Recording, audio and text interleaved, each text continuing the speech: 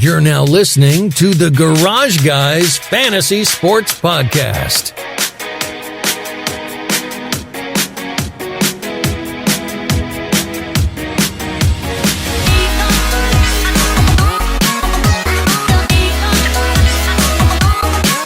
Welcome back to the Garage Guys NASCAR Race Recap. We're going to be recapping the NASCAR All Star Race 2021 in Tejas. We were there. We got the sunburns to prove it. My ankle's swollen as shit. It's really bad. It's actually getting a little bit better, though. I've been icing it. Shout out to the boys here. Cody and Racetrack Rob literally folding clothes right by me. He's opted out of screen time, but he's here. And always, Dale Tanhardt, you're back in the heart of America fast. I'm close to the heart of America. Not exactly there, but yeah, I jetted out of Texas as quick as I could. Left with the horrible sunburn, the hottest sporting event I've ever attended in my entire life, by far. Absolutely. And I left with the sunburn, and I left with a lot of pain in my bank account. Yeah. How does pain in the bank account? How do the letters C and B make you feel? What does that mean? If a name had the first letter C, like mine, and the last name and the first letter is B. I was gonna say Christopher Bell, but what am I saying here? Well, Chris Buescher. If you look at this Duke Cannon bar of soap, the first part of it is right here. Buescher. It hit me, except it's spelled differently. But yeah. It has. Fuck Chris Buescher. Fuck Chris Buescher. Yeah. I'm not even. Yeah. I like that guy, but he fucked me. But I guess I fucked myself. It's okay. Luckily, we had a lot of great sponsors along with us. First and foremost, shout out to Inside Tailgating. Without them, we would not be on this amazing tour. So go follow them at Tailgate with us on Twitter, and then at Inside Tailgating everywhere else. Duke Cannon, cold shower wipes. We had to wipe a lot of bedding tears and our bodies mostly. They work wonders. We use them pretty much all weekend long. I feel like I lived off of those things, honestly. Yeah. I didn't shower one night. Good. I used that, and that's all I needed. And shout out to the American Cornhole League. We toss a lot of bags. We got our asses handed to us by Sheldon Creed and his girlfriend, Cammie Parsons. So that happened as well. We'll talk all about it. We're going to talk about the whole weekend. Before we kick it off, though, I did want to run it back to the beginning of the weekend on a Wednesday. I had a little exchange with our good pal here, Kyle Petty. Shout out to the 44. Long time ago. Kyle said that if you were to ever put a Pepsi into this Coca-Cola cup, that it would explode. So, yeah, we're gonna test this out. I got my favorite cola beverage here, a Pepsi, and we're gonna see how this works out.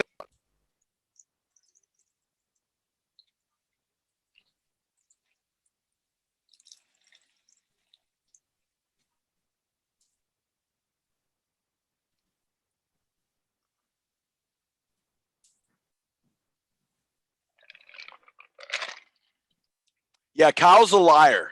Kyle is a liar. Still love you, though, Kyle. Still love you, Kyle Petty. One of the real OGs, one of the GOATs. I think he's one of the only NASCAR drivers that ever had an earring. Much respect. Kyle tends to be right about a lot of things, so I wanted to make sure I didn't blow up. Yeah, it would have stung. That would have probably stung harder than the time that Jimmy Spencer punched Kurt in the face. So here's little Jimmy, big Kurt. The 2002 rivalry right there. Almost 2 decades ago. Yeah, someone give me a cigarette. All right, so let's go ahead and kick it off. We get to Texas. I got there a couple days earlier than you and ended up going to the Buc-ee's. It was the Texas staple of life.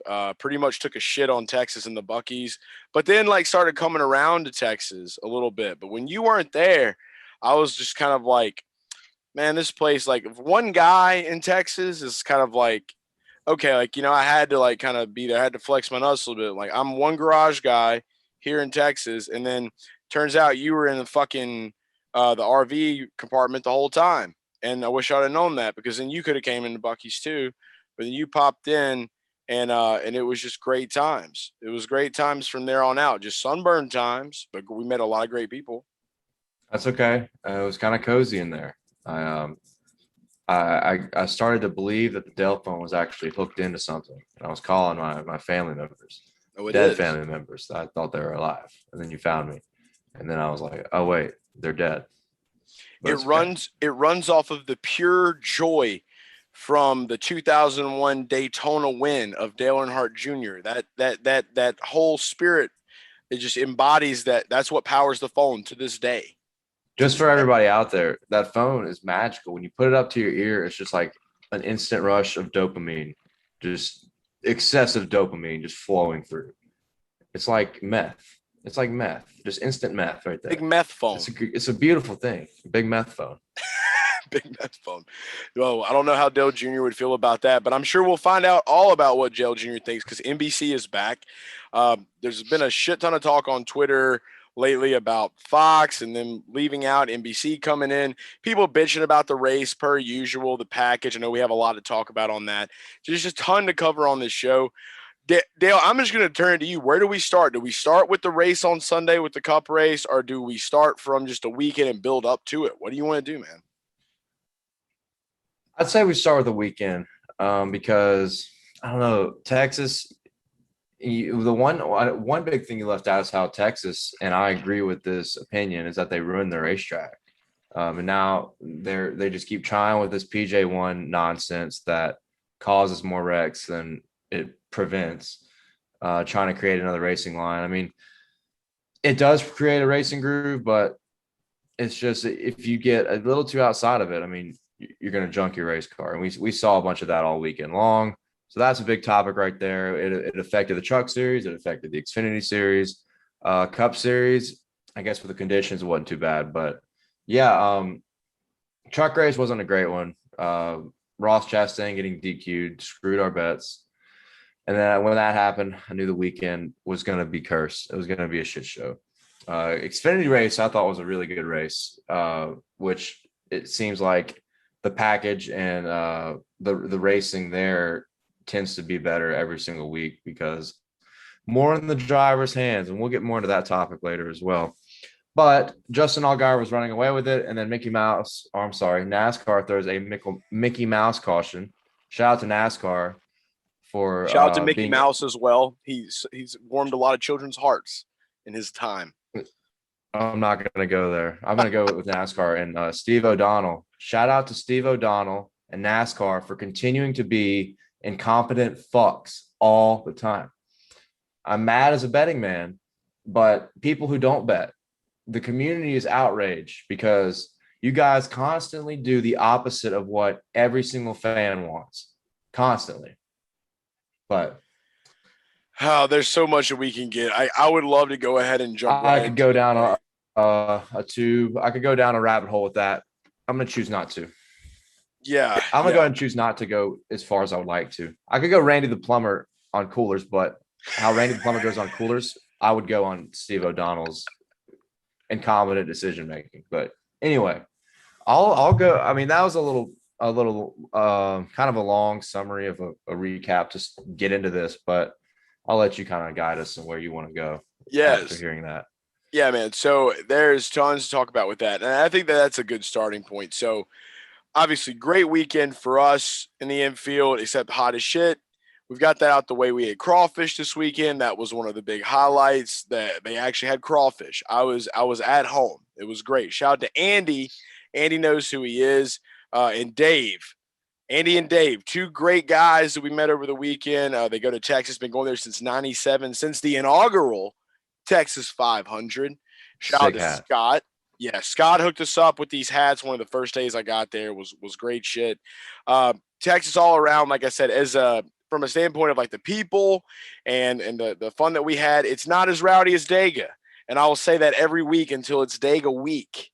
But everybody built up Texas to be like this super hype infield, and the attendance was very low. Could it be due to what you're talking about with the racing and how things have been going? Possibly. The party life was as strong as ever. So it was fun. It could have been way more funner at Dega, but we'll be in Dega in October. So I think the heat. I think the biggest thing is this was the first time ever, other than last year, which last year you can kind of throw out because it was a COVID year, and the whole schedule was jumbled up. This is the first time ever, except for last year, that a Texas race was not held in the spring or the fall, which have much more favorable temperatures than in the middle of summer, in the middle of June. I think the race being in the middle of June with a heat index of 107 degrees every day of the weekend absolutely deterred a lot of people. So I think that had a huge impact on the camping. I'm convinced that's why Sheldon wrecked because the PJ1 it was melting, it was bubbling. I saw it with my own too. It was just bubbling out there on the track. It was freshly laid. The other guys were lucky. Sheldon was he had the biggest balls out there. He was like, I'm about to get sticky. And then I was right about to say, he's got balls of steel. He was one of the first ones up there testing it out. He was just up there too early and just slid right out from under him. Great hanging out with him, though, and his girlfriend Cami over the weekend. We also, Anthony Alfredo stopped by, chatted with us for a little bit, had some great discussion, a little bit about what you're talking about, how with the Cup Series, the driving and stuff like that. We talked about a lot of stuff, man, and just met some great people. But let's go ahead and get into the heavy topic, like you're saying right now. We're talking about the racing itself, the Cup racing, the differences between Xfinity and Cup. I think we learned a lot this weekend from talking to certain people about the Cup racing in general and how maybe it's not the premier top tier driving style. It's almost like there's some harder racing going on in a lower series, which we would call the Xfinity series. Does that mean Kyle Busch is still the GOAT? I don't know. Just the GOAT. I think Kyle Busch and Kyle Larson, the two most talented guys out there right now, based on where they are and their age, where they are with their race teams. I think Kyle Busch had a terrible year last year. So even with that and the struggles of this aero package, because it takes more out of the driver's hands. Also, I don't know if we said this, shout out to Kyle Larson. I think that's his third consecutive win. Just took home the $1 million. Shout out to Kyle race. L. Chase Elliott was dog, now All-Star. There you go. Chase Elliott, super strong, ran third. Team Hendrick as a whole was very strong. Shout out to Chase Elliott's pit crew for winning the $100,000. I called it when it happened. Do you not remember that? When we were sitting up there on the tower, he came out, and you can ask Cody about this. He came in third, and they come out of pit road off of turn 2 right in front of us. And he came out like a mile ahead of Larson and Byron. I turned around and looked at you and Cody, and I said, I was like, he just won that $100,000. There's no doubt about it. And I found out like 2 hours later that he won it. But anyway, that's my only bragging point of the weekend. My only bragging point of the weekend is that right there, because I missed out on everything else. Yeah, but the bet sucked, let's be honest. But that's both of our doing. We were close. I mean, dude, Blaney. Blaney was strong. He was. Yeah, I think he was the fastest non-Hendrick car there. I think he was the fourth fastest guy, basically. And I thought that because of what his mile and a half speed has been over the past 2 years, 2020, 2021. And he overtook Larson at Atlanta, totally different racetrack, very, very abrasive compared to the repave at Texas. So there's still different layouts. But I thought with the similarities of just the aero package and how dialed in they've been on this 1.5 aero package, he'd be strong. And he was, but nobody's competing with Team Hendrick right now, man. It's just insane. It's insane. It's Canals. It's the Canals engine. And, we'll go back. I do remember hearing a couple of people saying earlier in the week, actually, I talked to a guy when it was me and Cody and Rob were together. We went to a car show on I believe it was Thursday maybe or Wednesday night. It was Wednesday night. You weren't there yet, or you were there. We just didn't know you were there. And got to meet Bobby one time and Terry 2 time. I ended up having a conversation with a guy that was talking about how when they messed up where the restart zone was, or they messed up where the finish line was on that track, that's when it took it all to shit. Maybe that has something to do with what we're talking about. I don't really remember a lot from the older days of Texas, of Tejas, because watching it on TV, it's always just a boring shit race. And whenever, and I don't say that about a lot of races. Now, you know me, I'm a kind of guy. If I got money on the race, I'm all in. I'm excited. I don't like Coke 600. Everybody's napping. I'm up on my feet. I'm like, hey, that's another lap around the way. You know what I mean? It's the Charlotte way of life. Larson was killing it. We had our money on him though, plus 700. I think we had the best odds in the universe on Kyle Larson compared to everyone else. But yeah, we were dumb for not betting him. But we wanted we are realists in a sense to where when we see these kind of trends continuing, we know that us as bettors, you can't just keep betting week in and week out and just keep winning and keep winning and keep winning. The odds it doesn't work that way. So we're going to automatically approach it that way and go back to the stats. We saw Blaney 215 laps led, I think, in his career at this track. We didn't factor in that the weather was going to be this fucking hot. That could have had a lot to do with it. We don't know. There's so much to it. Everybody wants to argue it's the car, and I get it. It's the package. It's the rules package, the way they had it set up. And we'll get in all go. Let's just go ahead and get into that because that's a debate that me and you need to have from two different standpoints. Yeah, that's what's tough about being a NASCAR fan since I was basically I can remembering anything like crawling on carpet. I know you were in as a kid and then out for a while and then back in 4 or 5 years ago, which is awesome because I feel like that's something that's harder to come by. But being a fan for 20 years, basically, I just have such an issue with what we're seeing right now at these mile and a halves. Yes, I still have a great time. We've talked about this. We see a bunch of drama and a bunch of people fighting on Twitter. We're not about that. We're about the fun side of Twitter.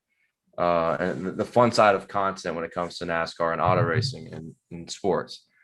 But, I just cannot hold myself back when there's just clear incompetencies on what we're seeing develop in the NASCAR world when it comes to our racing product in the Cup Series. Our racing product is diminishing, and I need to give a shout out to this guy who retweeted this. Tweeted a tweet from Brad Keselowski in 2018 when Blake McCandless at Mr. F4 Speed. Shout out to Blake McCandless, Mr. F4 Speed. Brad Keselowski said in 2018 when they debuted the idea of this aero package, Blake McCandless, I may have said McCandless, Mr. F4 Speed. Shout out to him for tweeting this because I remember when this happened. He had the best point ever. This doesn't start with the fans, in my opinion. This starts with the drivers. Because at the end of the day, I want the drivers to truly believe they're driving the best, some of the hardest, best race cars on earth. These are far from that now. And we're going down a path where it's getting dangerous to the point where these drivers will go race somewhere else. And that's what Keselowski said in this quote. He's concerned about this package taking so much out of the driver's hands. And if you're a race car driver, don't you want to drive a race car competitively to prove that you can make the biggest difference out of your car? Or do you want to drive the race car because, this race car might be faster than the other ones? Think about it. These guys don't work their whole lives just to drive a car that might be faster. They want to prove their worth. They want to prove that they are the best.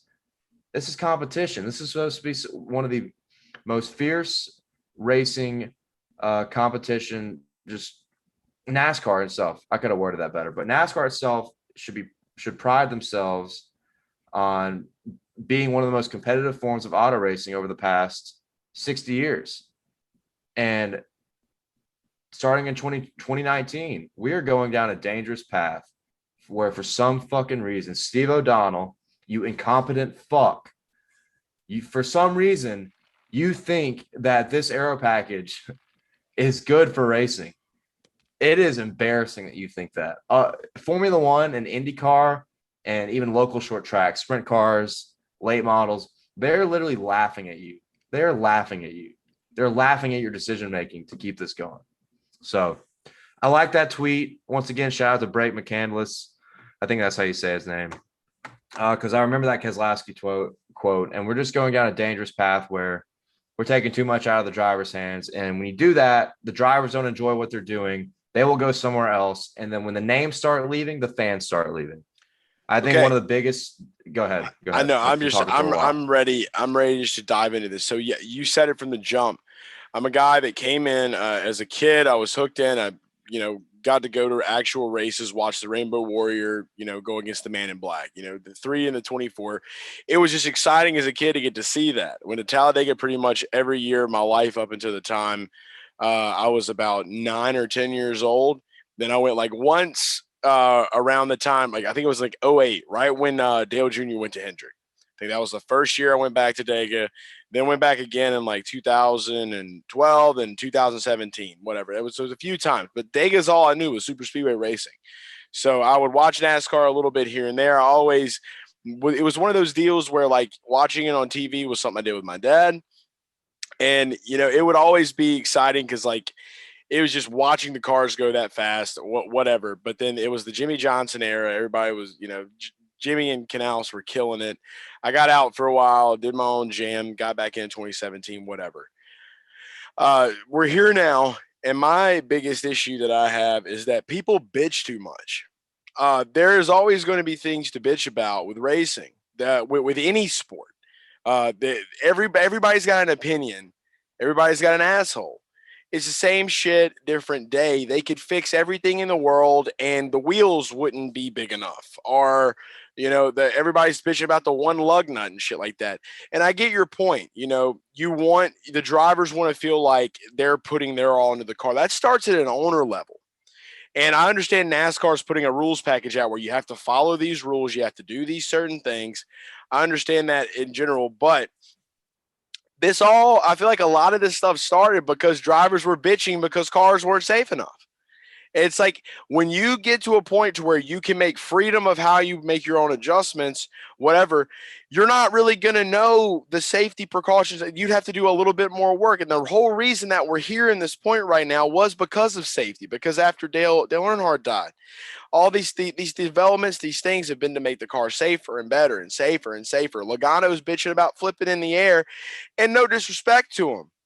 But if you're a driver, if you're a guy like that, like the thing that's missing in NASCAR with the drivers is the fearlessness. I feel like is the being able to look at somebody in the eye or get behind that wheel and just be like, I could die today, gotta go, and take off. And I feel like if you take that type of that mentality out of it, where it's like, I know what I do is dangerous and that's what I do, what I'm here for.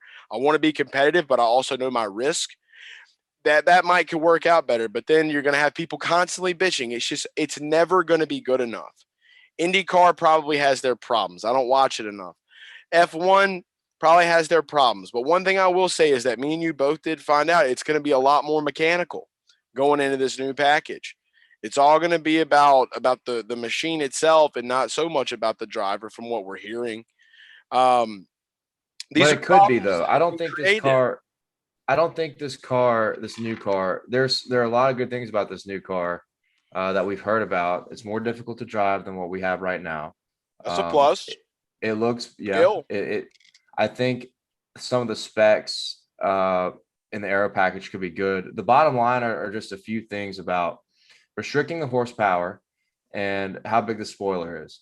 There needs to be a better balance there. There needs to be a better balance there to where you can balance out the driving talent with the capabilities of the race car.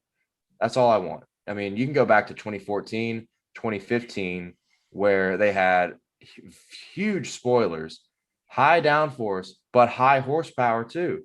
Right now, we're at low horsepower, high downforce. So the cars are just so painfully slow. They drive terrible in traffic. Go back and watch a lot of races in 2014 when they had high downforce, but the cars were lightning fast.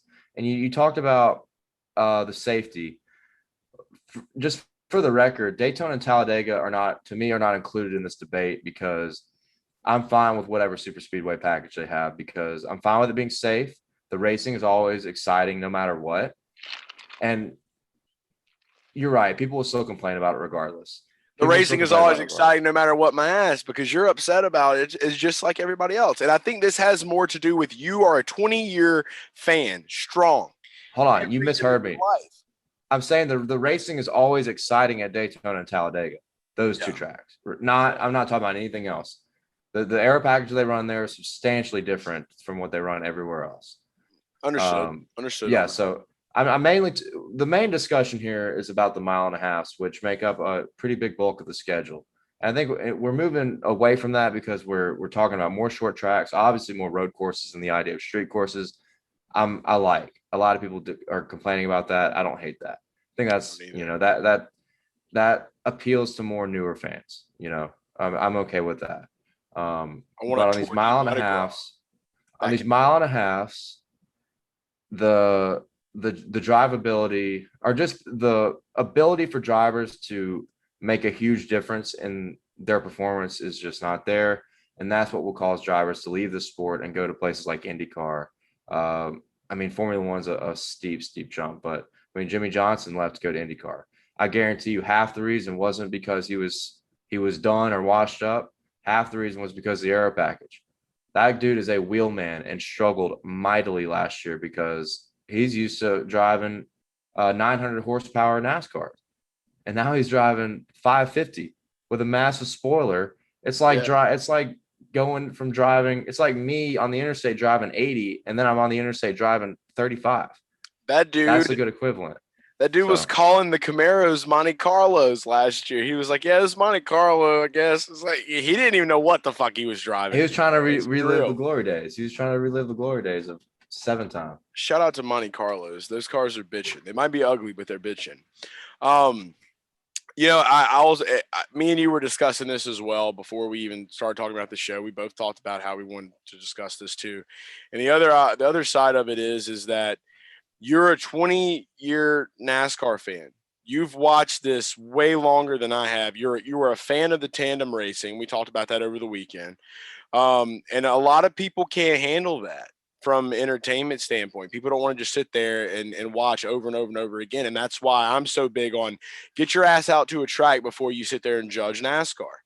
You need to go to a track. You need to experience the infield. You need to experience just around the area, experience the culture of NASCAR and what it is. That's what I fell in love with. In 2017, that fuse was lit and my ass was on fire. And I was all the way back in, just going to Dega and just being around and partying and having a good time. It's good stuff. And then there's so much more than just the racing to NASCAR, but the racing is very important. And for the sport level and the competition level, I understand it. I have my way of looking at it. It's just everyone's going to bitch, but we have a chance now. You have to think about all the new people that are going to be coming into the sport that may not know shit about racing. They're going to just look at this and think this is NASCAR. This is what NASCAR has probably always been. They're not going to know any better. If they didn't watch back in the day, then they're just here to watch, and they're seeing these cars go really fast around a track and it rumbles. We've met so many new fans this year that are just like, wow, when they come by, like it just captivated them. Like we saw that excitement, that joy in their face. That all still exists. From a competition level, though, yeah, if you're a true racing fan like you, watching IndyCar and all these other series, I'm a NASCAR guy. I went to an IndyCar race, and I'm not going to lie, that shit was wild as hell. I did not expect it to be that awesome, but it was, and I want to go back to an Indy 500. But looking at it from what NASCAR is, it is different. They're all different for a reason. And I feel like, you want to race NASCAR because you like stock cars, you want to race IndyCar because you like open wheel cars. And there might be a whole lot more to it, like you said with Jimmy. But, it's just these new fans that are coming into it. This is all they're going to know. And so you got to look at it as a generational standpoint. I'm sure your dad has takes on how things might have used to be back in the day. My dad probably does too. Our grandfathers, if they watched back then, like, oh, back then, the Plymouth and you take the Chevys and all them, you put them up there and people did all their own work before they started. And that's why Richard Petty just murdered everybody for years. And they had to just be like, okay, enough's enough. They had to make some changes. You start doing that kind of stuff, it's going to always be, and it kind of already is that way now. It's about who has the most money. Corey LaJoie says it all the time. It's about who has the most money, and who has enough money to pay for the biggest brains. That's really what it boils down to at this point. So, they're trying to even the playing field for everybody in NASCAR. That's why we have what we have, and I don't think they necessarily want to take skill away. I don't think they. How do you not have a problem with that, though? Is my question. What you just said, what it's all about, what Corey said. It's all about hiring the most, paying the money for the most brains. Like, yeah, that's racing in a lot of ways. But, I mean, we're talking in the 9, 8. I mean, from the 70s to the 2000s, the drivers, even into the teens, the drivers could make substantial differences in their cars. And don't get me wrong, I still think they obviously do make big differences. But we're at a point now where the drivers make the least amount of difference in a cup car probably ever. Because of Probably, well, NASCAR's maybe rules. except for the early days, like you said, Richard Petty. You had 3 cars on the lead lap, and fourth place was 8 laps down because Richard Petty and David Pearson gobbled up all the wins back then. Except for that era, we're hitting a point where the drivers just there's not enough they can do, and they need to be able to do more because they're fucking race car drivers. They're not just pedestrian, just guys getting in a car and just driving them around. And we're going in a direction where that's what it's starting to feel like. So how do you not have a problem with just hiring the biggest brains? So, I mean, to me, it's about what it takes to win, I guess you would say. Like they're trying to work the best way they can with the rules package. So with this rules package that we have, yeah, there's an issue with that as far as them wanting to go. They make it to where you have to have the most money and where you have to have the bigger brains doing it. But it's all about advantages, and I feel like even throughout time, there's still going to be different ways. Like, yeah, it's about the driver. Well, let's say you get one driver that just smokes everybody else in the garage, and he knows what to do with his car and fix it. What if there's something that's on that car that makes it unsafe for all the other people out there? Or what if they're tuning it in a way to where they just keep winning like Richard Petty did, and then nobody wants to watch anymore because the Bill Belichick, Tom Brady era effect crosses into NASCAR. And like it's only been 3 races with Larson, and we're already seeing it. People are bringing back up what he said last year because he's winning. And I mean, it's like we talk about Canals being up there, and all 400 cars are killing it. It's like whenever somebody keeps winning, and there's not enough changes in the winners and things like that, it's like everybody gets pissed. They're just better than everybody right now, and that's what it is. And we got a brand new car coming in next year. It's going to be completely different. We don't know what the fuck's going to happen. There are always eras, and there always will be changes and differences. Stop bitching and enjoy it. Get out there, go have fun, watch it, pick a driver. Don't pick a driver. That's why I love betting on NASCAR. I don't have a driver. I don't support one guy. It's like I know what we got. I put my money down on it. I get paid, and I have a good time. I love NASCAR. And yeah, that's just to be clear. This has been kind of a big emotional point for me. Obviously, as you guys have seen, you probably haven't seen me like this before, but people who watch us daily or weekly know, regardless of all this talk, we're here to have fun, and the fun's not going to go away. It's just at some point I have to, and yeah, you're right. It is like a natural deal in any sport, when somebody wins repeatedly, more complaining. It happens. It does. But my complaining started way before we even knew Kyle Larson was going to win that race. I tweeted out early in that race that this package is and we were watching it up close, and I was like, this package is awful. It is an embarrassment to NASCAR to see what's going on track right in front of us. And I've had that opinion since 2019, midway through 19, when we saw this package debut. It doesn't cloud my vision, though, for how incredible the culture is, and the come up of the racing culture is happening. The come up of NASCAR being fun is happening. And for casual fans, they're, like you said, they're not going to look at this and care that much unless they really get into the competitive aspect of it, which I hope they would. So they would care about it. But at the same time, we're here to have fun, and we're going to continue to have fun. But And bet on the drivers. You do. Yes, you do. Absolutely. Yeah. And your paying attention has made it to where, like, I pay more attention as well. Like, obviously me being out of it for so long, I didn't really watch heavily like you did back in the Car Tomorrow days, or, when the Impalas, the big spoilers. Like, I was just like, oh, Tokyo Drift came out. Now NASCAR is trying to be like them. Like, that's literally my thought process back then.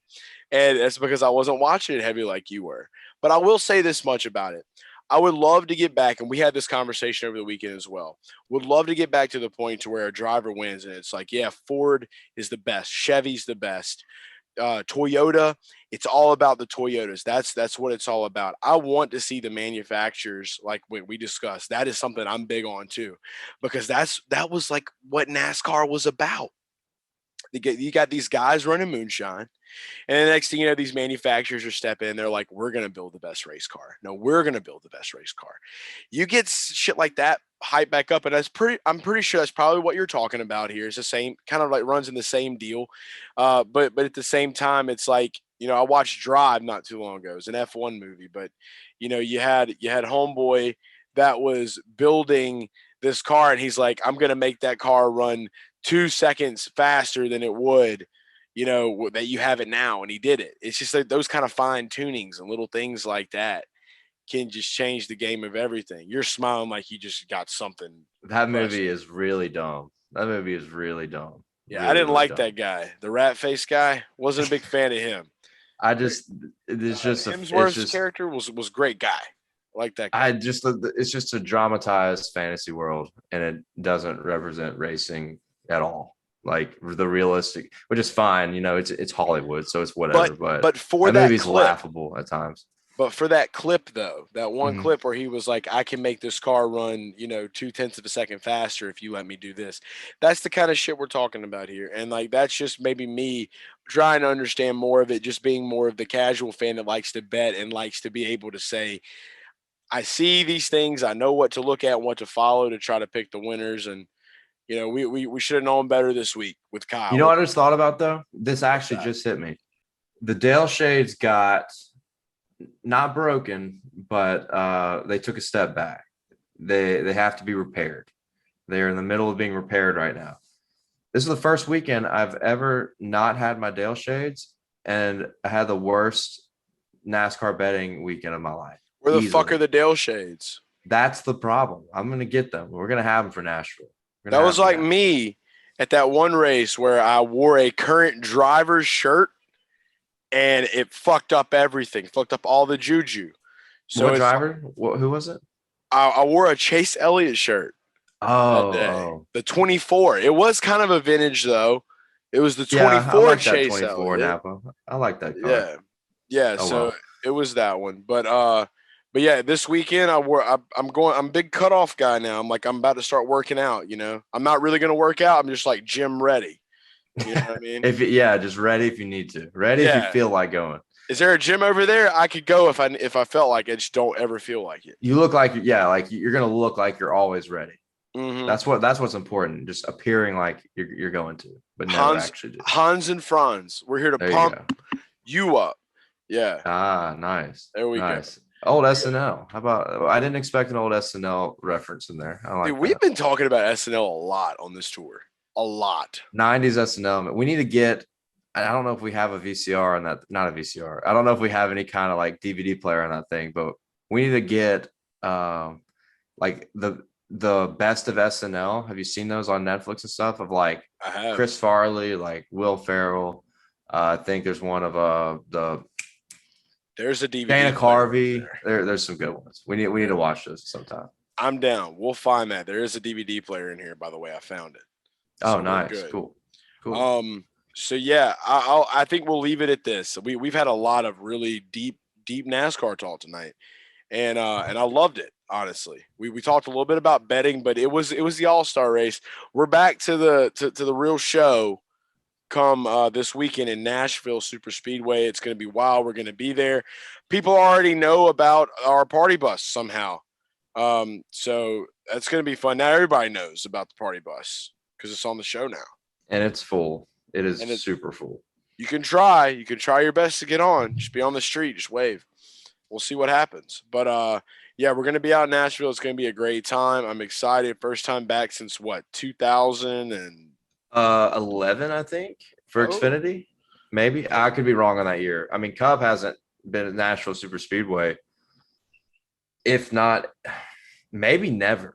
I don't know if they've ever been there. If they were, it was. They were at Nashville Fairgrounds. They were at Nashville Fairgrounds. I don't think Cup has ever been at Nashville Super Speedway. Richard Petty might remember. We'll put it that way. Richard Petty. Maybe Fireball Roberts. I usually don't need to have to look up stats, but I'm not sure here. But it's going to be exciting, and we're going to come back. I'm going to have the Dale Shades back. I can't believe I just realized that now. I should have realized that on Friday. Should have been like put a card out. Watching Sheldon Creed wreck Right. That should have been the end of it. Right in front of me while I was filming a Snapchat. That was the moment. That was the moment when I should have been like, this shit is not going to be good. It's not going to be good. It'll be a good time. Well, we'll know better. Yeah, okay.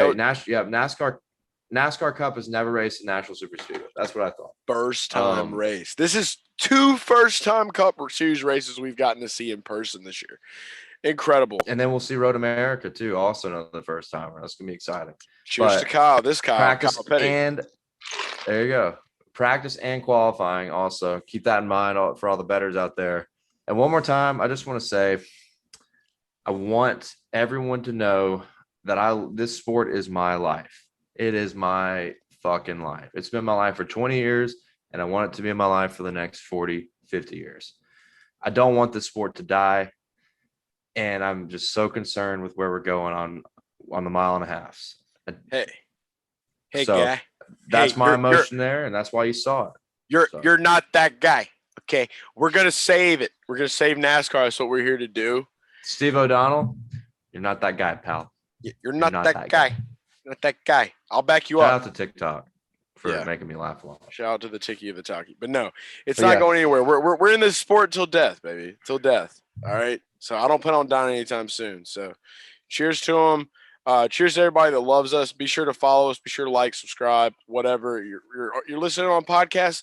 Rate us. I think we're at like 2 ratings right now, like worst podcast of all time. Shout out to you guys. We appreciate y'all. We need more haters. Tell people to come and bitch about NASCAR instead on Twitter. Do it in our podcast reviews, because the more reviews we get, more higher we go in the numbers. So you can say whatever you want. So appreciate y'all. Love you. And don't forget to follow Inside Tailgating everywhere on social media. Follow us as well. At Garage Guy Chase, at Dale Tanhardt, at Garage Guys FS, at Chef Boyardeen, who will be in Nashville. So cannot wait. Gonna be big fun. Cannot wait to see that game. All right. Well, racetrack Rob is literally over here passed out, so I'm gonna let him have the couch back now so he can go to sleep. And I'm out. Dale, I will see you this weekend. Garage fam, we will see you soon. If you're gonna be in Nashville, come see us. Sports, profit, repeat. It's the Garage Guys. It's the Garage Guys. It's the Garage Guys. It's the Garage Guys. It's the Garage Guys. It's the Garage Guys. It's the Garage Guys. It's the Garage Guys. It's the Garage Guys.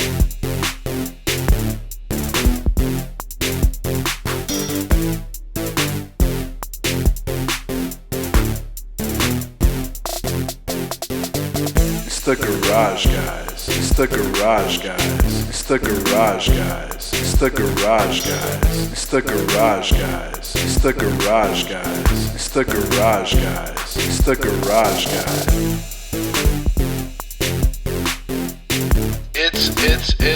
It's the Garage Guys.